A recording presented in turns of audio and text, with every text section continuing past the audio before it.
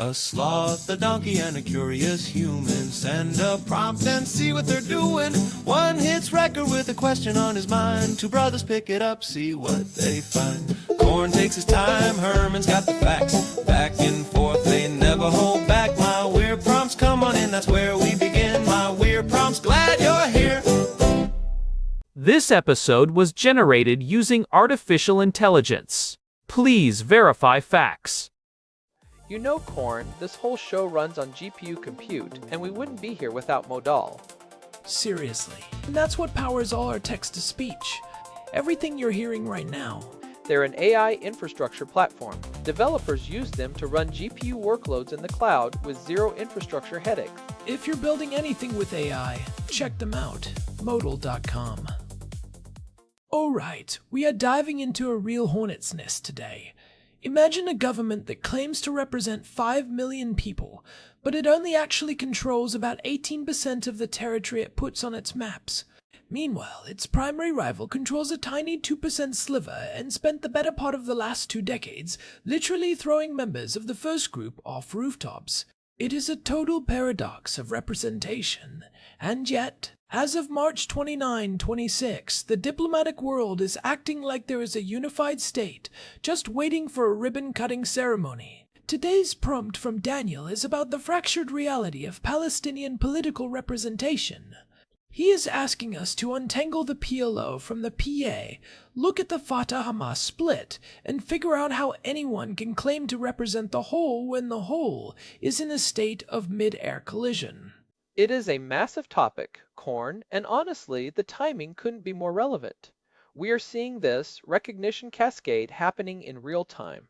By the way, quick shout out to Google Gemini 3 Flash for powering our script today. But back to the substance. Daniel's question hits on the fundamental friction between diplomatic fiction and administrative reality. You have the Palestine Liberation Organization, or PLO, which is the international face, and then the Palestinian Authority, the PA, which is the boots on the ground, well, some of the ground. People use the terms interchangeably, but they are legally and functionally very different beasts.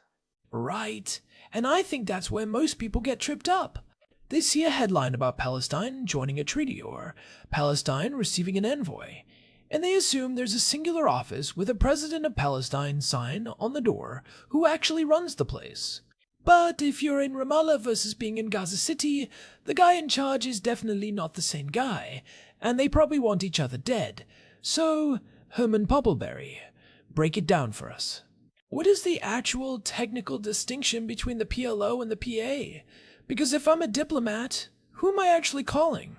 It depends on what you want. If you want to sign a symbolic treaty at the United Nations, you call the PLO. If you want to discuss why the trash isn't being picked up in Area A of the West Bank or how the security coordination with Israel is functioning this week, you call the PA. Think of it this way. The PLO is the state-in-waiting or the National Liberation Movement. It was founded way back in 1964, well before the Oslo Accords.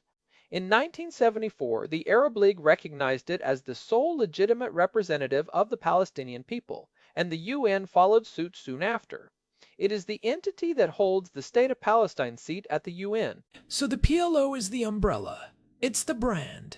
Wait, I promised I wouldn't say that. It is the brand, yes. It represents Palestinians everywhere, those in the West Bank, those in Gaza, and the millions in the diaspora in Lebanon, Jordan, and Chile. Think about the Palestinian community in Chile for a second. It's the largest outside the Middle East, nearly 500,000 people. When the PLO speaks, it claims to speak for a guy in Santiago just as much as a guy in Nablus. The PA has zero jurisdiction over that guy in Santiago. They can't issue him a driver's license or tax his income. That's a huge distinction. So the PLO is like a global membership club for an entire ethnicity, while the PA is the local municipal manager who only has keys to certain neighborhoods. That's a perfect analogy. The Palestinian Authority, on the other hand, is a much younger, much more constrained entity. It was created in 1994 as a direct result of the Oslo Accords. It was never meant to be permanent. It was designed to be a 5-year interim administrative body to manage civilian affairs in specific parts of the West Bank and Gaza while a final status agreement was negotiated. It was supposed to be the training wheels for a state. A 5-year interim body that is now 32 years old. That is some serious temporary government work. It's like those temporary classrooms at schools that end up staying there for 3 generations until the roof starts leaking and they just paint over the mold. But if the PA was created by the PLO to manage the territory, why did they both still exist? Why didn't the PLO just dissolve into the PA once they got some land to move into? Because the PLO is the source of the PA's legitimacy, but the PA is legally bound by agreements with Israel. If the PLO dissolved, the sole legitimate representative status might vanish, and the claims to representing the diaspora would go with it. Think about the legal headache. If the PLO disappears, who owns the Palestine seat at the UN? The PA. Israel would argue the PA only exists because of a bilateral treaty, Oslo, and therefore can't be a sovereign UN member. Also, the PLO can say things and take positions that the PA, as a governing body bound by security contracts, technically can't. But here is the kicker. The leadership of both is almost identical. Mahmoud Abbas is the chairman of the PLO, and he is also the president of the Palestinian Authority. It's a bit like a guy wearing 2 different hats, but one hat is for the shareholders and the other hat is for the factory floor. But what happens when the factory floor is currently missing several wings of the building? This brings us to the Hamas-Fatah split. If Fatah, which is the dominant faction in both the PLO and the PA, is the one representing everyone, how do they square that with the fact that Hamas has been the de facto ruler of Gaza since the 27 Civil War? I mean, we saw reports as recently as last year, and even into early 2026, about factional violence. If Hamas is throwing Fatah guys off buildings, and Fatah is arresting Hamas guys in the West Bank, how does a diplomat in Madrid or Dublin look at that and say, yes, this is a unified state we can recognize? That is the multi-billion-dollar question. The reality on the ground is a total schism. You have 2 separate polities. In the West Bank, the PA manages areas A and B, about 18% of the land under the Fatah banner. In Gaza, or what's left of the administrative structure there after the recent conflicts, Hamas is the authority. They have their own courts, their own security forces, and their own tax collection. Well, they did. Even with the immense destruction in Gaza, Hamas hasn't folded into the PA. They view the PA as collaborators with Israel, and the PA views Hamas as Iranian-backed usurpers who destroyed the national project. It's not just a disagreement over policy. It's an existential fight.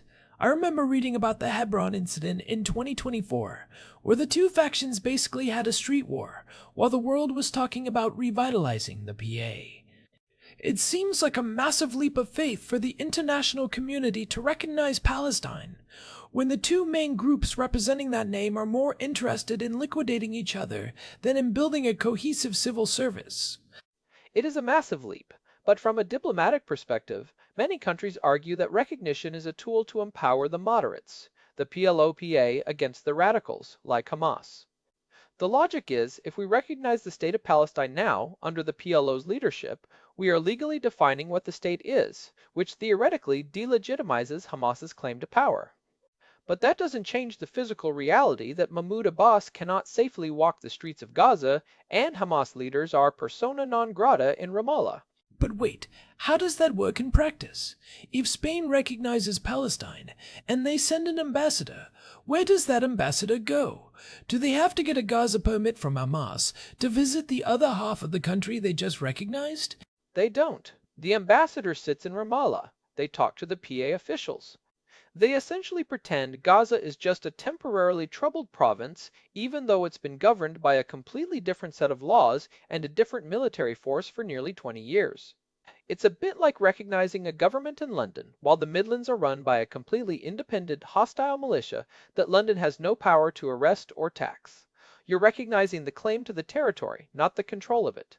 It feels like recognizing a marriage where the bride and groom are currently in separate witness protection programs and trying to subpoena each other. Let's talk numbers, because Daniel asked about the diplomatic footprint.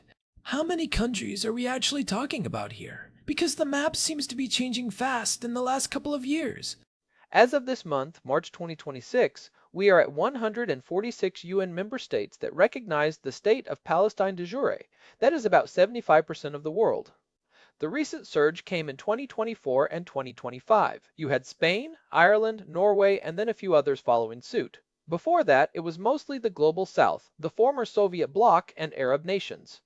The big holdouts remain the United States, Canada, Australia, Japan, and most of Western Europe, though that European wall is cracking. You mentioned de jure versus de facto recognition. For the non-lawyers out there, which includes me and most of our listeners who aren't currently wearing a powdered wig, what is the actual difference in the real world? Does a de jure recognition come with a better gift basket? Ha, I wish. De jure is by law. It means formal, legal recognition of sovereignty. If Spain recognizes Palestine de jure, they are saying, we believe the state of Palestine exists as a legal peer to the state of Spain. They upgrade the general delegation to a full embassy, they exchange ambassadors, and they treat Palestinian passports as state documents. De facto is in practice. This is where the United States and Germany sit. They don't recognize the state of Palestine legally, but they deal with the Palestinian Authority as if it were a government. They provide hundreds of millions in aid, they coordinate on security, and they have consulates in Jerusalem or Ramallah that function like embassies in everything but name. So de facto is like, we're dating but I'm not putting it on Facebook, and de jure is, we're married and the paperwork is filed at the courthouse. But even with de jure recognition, it doesn't solve the border problem, does it? If Ireland recognizes Palestine, where does Ireland think the border is? Because the PA doesn't control the borders. Israel does. That is exactly where the friction lies. Most of these countries recognize Palestine on the 1967 lines, the West Bank, Gaza, and East Jerusalem. But as you pointed out, the PA doesn't have effective control over that territory. In international law, effective control is usually a requirement for statehood. You need a permanent population, a defined territory, and a government that actually exercises authority. The recognition cascade we're seeing is an attempt to bypass that requirement. It's a political statement. We are recognizing you even though you don't meet the traditional criteria, because we think it will force a solution. It's basically fake it till you make it on a geopolitical scale. But what happens when the government you recognized is actually two governments? When Spain recognized Palestine in May 2024, were they recognizing Mahmoud Abbas's right to rule Gaza? Because Hamas certainly didn't get the memo. They were recognizing the PLO as the legitimate representative. They essentially ignored the Hamas reality for the sake of the legal gesture. But this creates huge practical headaches. If a Palestinian citizen in Gaza needs a passport renewed, and Spain only recognizes PA-issued passports, but Hamas won't let PA officials operate the passport office in Gaza, that citizen is stuck. The split between Fatah and Hamas isn't just a political rivalry, it's a functional collapse of the state's ability to provide services to its whole population. And it's not just services, it's the monopoly on the use of force. That's the classic definition of a state, right? Max Weber's whole thing. If you have two different groups with two different armies, both claiming to be the state, you don't have a state. You have a civil war on pause. Or, in the case of the last few years, a civil war that occasionally goes live. I'm thinking about the polling data we've seen, and I know we're not supposed to do callbacks, but I can't help but think about how low the support for the PA actually is among Palestinians. If the people they claim to represent don't want them, and the rival faction is throwing them off buildings, who exactly is being recognized by Ireland and Spain? They are recognizing the idea of the state. It's aspirational diplomacy. But you're right to point out the legitimacy crisis. Mahmoud Abbas is currently in the 21st year of a 4-year term. There haven't been national elections since 26. The reason they haven't held them is that every time they come close, the PA realizes Hamas would probably win, or at least perform well enough to trigger another civil war. So you have this bizarre situation where the international community is rushing to recognize a government that hasn't had a mandate from its own people in 2 decades, and which doesn't control half the territory it claims. It's wild because if you look at the Arab Barometer or PSR polls from late 2025, Abbas's disapproval rating often hovers around 80%. So you have a global recognition cascade for a leader that 4 out of 5 of his own people want to resign. Does the international community just not care about the polling data? They care, but they feel trapped.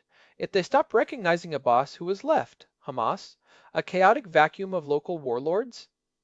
The PLO is the only legal hook they have to keep the two-state solution on life support. If they admit the PLO doesn't represent the people, then the entire legal framework of the last 30 years, the Oslo Accords, the UN resolutions, it all turns into pumpkins and mice. It's a ghost state, a de jure ghost state. But let's look at the who's next part of Daniel's prompt. We've seen the recognition cascade move through some of the smaller or mid-tier European powers. Who are the big dominoes left, and what is holding them back? Are we going to see a United Kingdom of Palestine recognition anytime soon? The UK is an interesting one. There has been a lot of internal pressure there, especially with the shifts in the British government over the last year, but the big three holdouts in Europe are France, Germany, and the UK. Germany is probably the most unlikely to move anytime soon because of their historical relationship with Israel and their very strict statehood first, recognition second policy. France has hinted at it. President Macron has said recognition is not a taboo, but they want to use it as a bargaining chip for a larger peace deal. They don't want to just give it away for free. Wait, can we talk about the not a taboo thing? Because that sounds like classic diplomatic speak for, we're waiting for the right moment to annoy everyone. If France recognizes Palestine, does that trigger the rest of the EU? It would be a massive shift. France carries a lot of weight in the Mediterranean and with the Francophone world in Africa. If Paris moves, it provides cover for countries like Italy or Greece to follow. But the French are wary of the Hamas problem we discussed.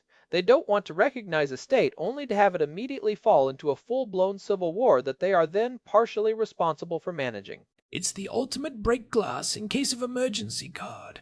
If the two-state solution is seen as truly, finally dead, these countries might recognize Palestine just to say they did something, even if it changes nothing on the ground.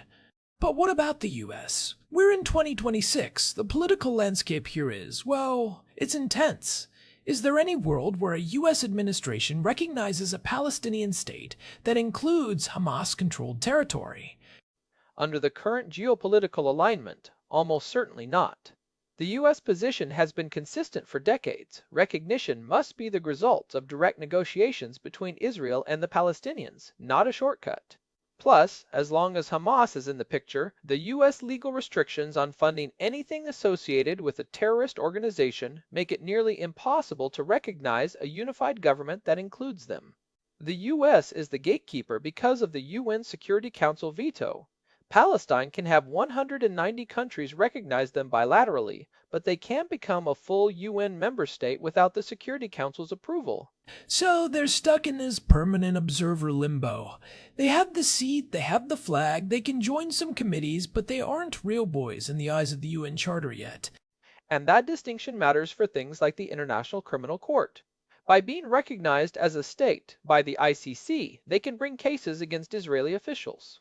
That is one of the main reasons the PAPA-PLO hybrid pushes for these recognitions. It's not about getting a seat at the UN as much as it is about gaining legal leverage in international forums to pressure Israel.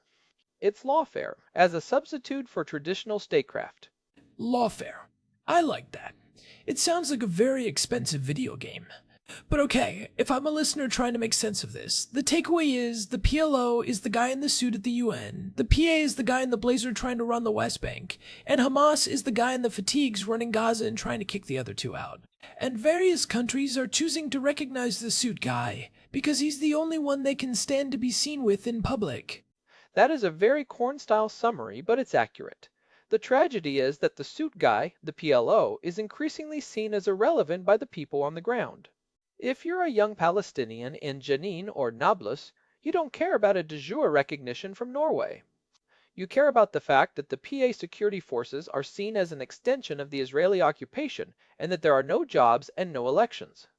The diplomatic footprint is expanding at the exact same time the domestic legitimacy is evaporating. It's such a weird divergence. It's like a company whose stock price is soaring on Wall Street while the actual factory workers are on strike and the machines are on fire. How long can that last? How long can the international community pretend that Mahmoud Abbas's signature on a climate treaty matters if he can't even get a permit to build a water pipe in Area C? It lasts as long as there is no viable alternative. The international community is terrified of what comes after Abbas. There's no clear successor. You have figures like Marwan Barghouti, who is in an Israeli prison, or Mohammed Dalan, who is in exile in the UAE. Without a clear path to a new, unified leadership, the world clings to the PLO because it's the only legal architecture they have. It's an inverse relationship. The more the world loves the PA, the more the locals seem to resent it for being a subcontractor. Let's talk about the throwing each other off buildings part of the prompt. It's a grisly image, but it refers to the 27 Battle of Gaza. Since then, there have been countless reconciliation talks. Cairo, Doha, Algiers, Beijing, they've signed more unity deals than I've had hot dinners. Why do they all fail? Is it just a power struggle? Or are the visions for what Palestine should be fundamentally incompatible? It's both.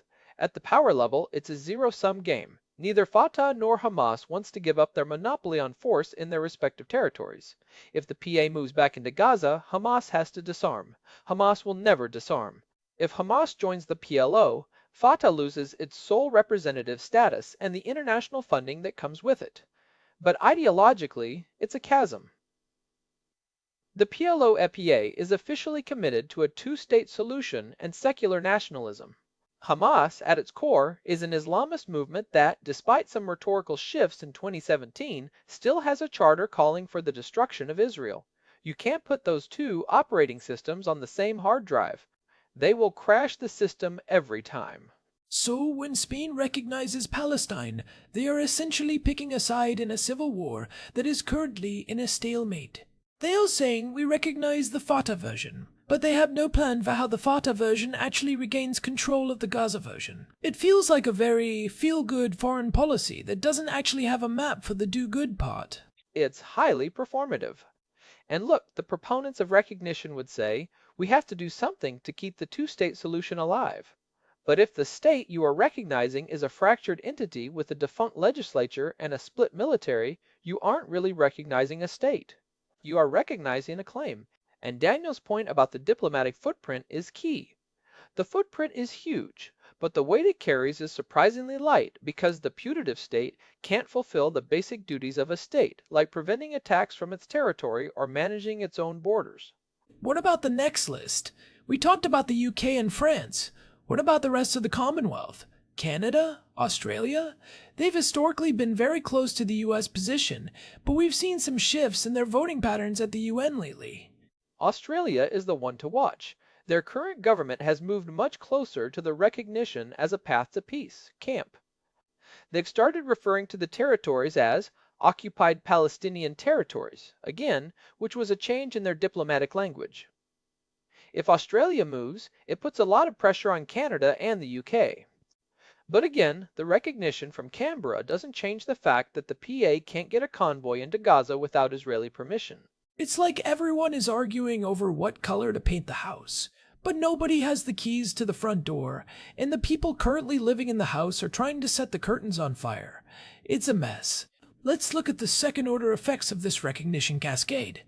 If 50 more countries recognize Palestine de jure by 2027, does that actually make a Palestinian's life better? Or does it just give Mahmoud Abbas more frequent flyer miles?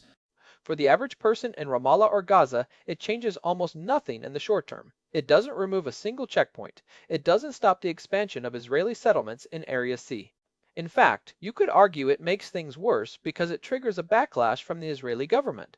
We saw this in 2024. Every time a European country recognized Palestine, the Israeli cabinet approved more settlement units or withheld tax revenues from the PA.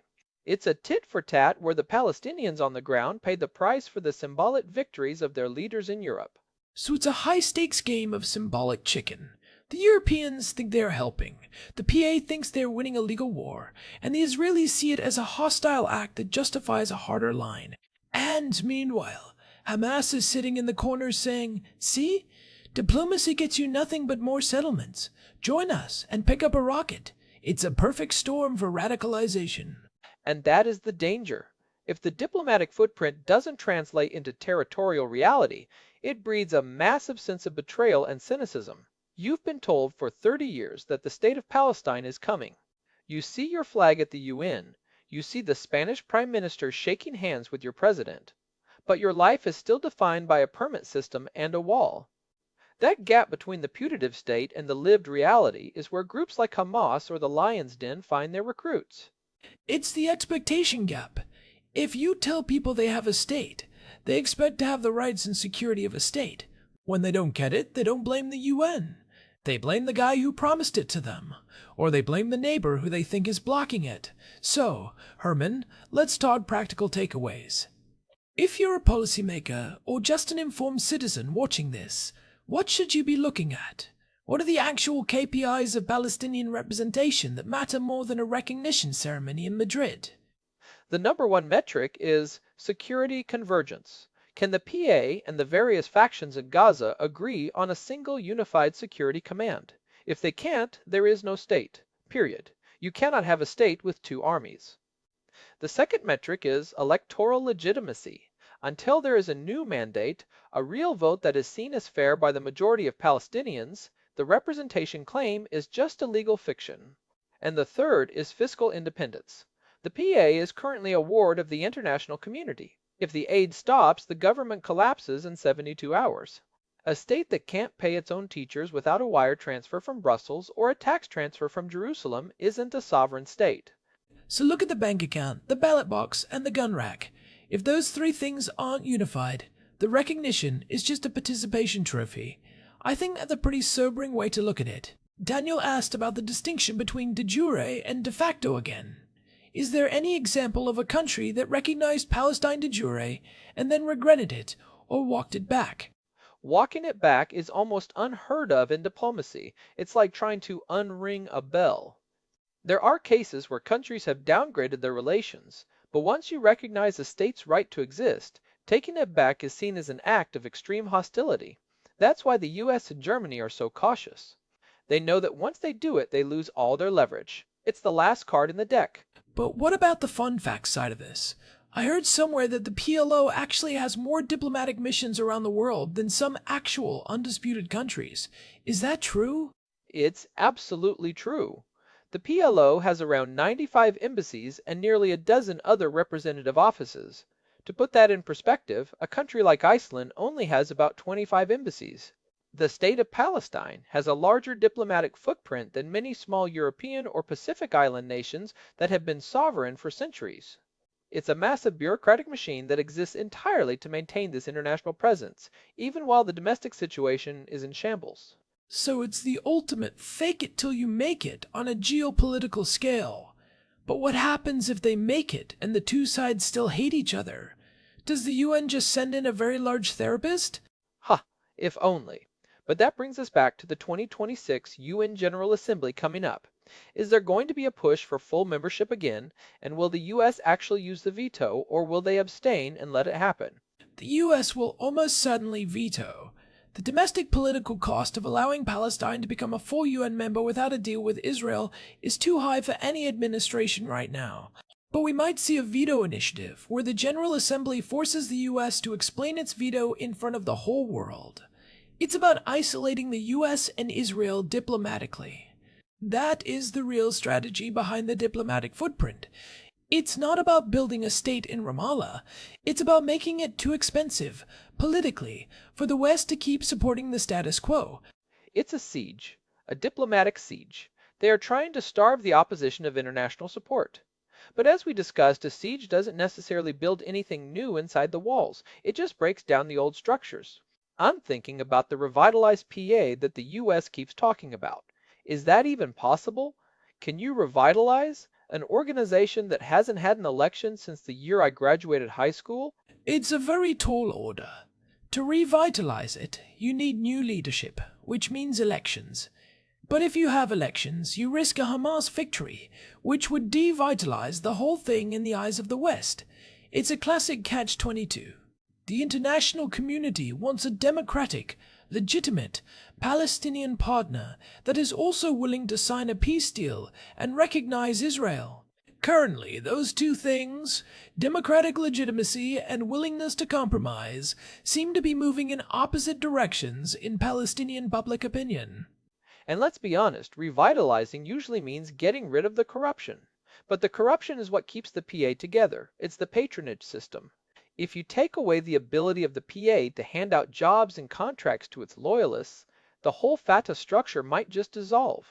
So, revitalization is essentially asking the PA to dismantle the very tools it uses to stay in power. It's the representative's dilemma.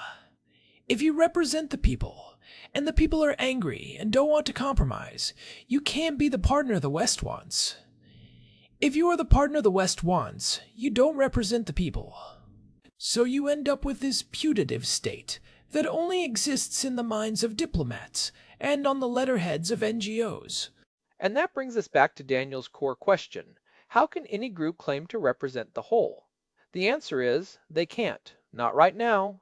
They can claim it legally, they can claim it historically, but they can't claim it functionally. The State of Palestine is a legal entity that is currently experiencing a total physical and political breakdown. The diplomatic footprint is a shadow that is much larger than the person casting it. That is a great line. The shadow is larger than the person.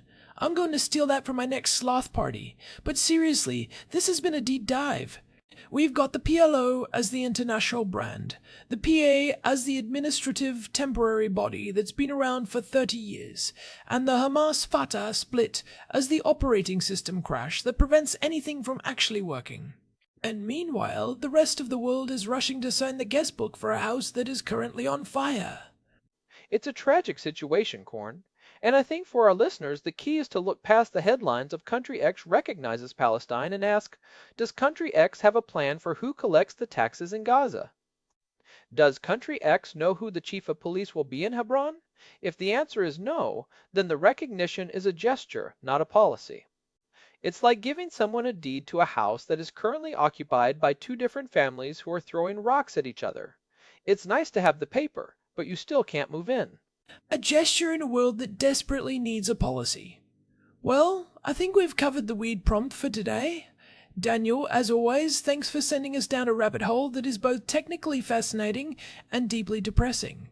It's our specialty. It really is, and it's a reminder that geography and law are two very different things. You can draw a line on a map in a building in New York, but if the people on either side of that line are throwing each other off buildings, the map doesn't matter much. We have to look at the human reality, not just the diplomatic ink. Well, on that cheery note, let's wrap this up. We've got some practical takeaways for the folks at home. If you're following this, watch the UN General Assembly votes this fall. Watch the recognition cascade in the EU. If a country like Belgium or Luxembourg moves, it's a sign the big three are getting lonely. And most importantly, track the security coordination news. If that breaks down between Israel and the PA, all the de jure recognition in the world won't stop the next explosion. Well said. And keep an eye on the polls. If we ever see a statistical earthquake in favor of a new third-party leadership, that might be the only real way out of the Fatah-Hamas trap. But for now, the trap is firmly shut. Thanks as always to our producer, Hilbert Flemingtop, for keeping the gears turning behind the scenes. And a big thanks to Modal for providing the GPU credits that power this show. It's amazing what you can do with a little serverless power and a lot of brotherly banter. This has been My Weird Prompts. If you enjoyed our deep dive into the legal labyrinth of Palestinian representation, or if you just like hearing the sloth and a donkey argue about international law, leave us a review on your podcast app. It really does help people find the show. Or find us at myweirdprompts.com for the full archive and all the ways to subscribe.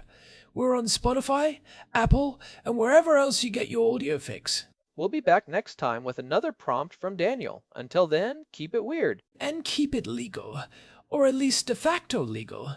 Goodbye. Goodbye. This episode was produced using Google Gemini 3 Flash.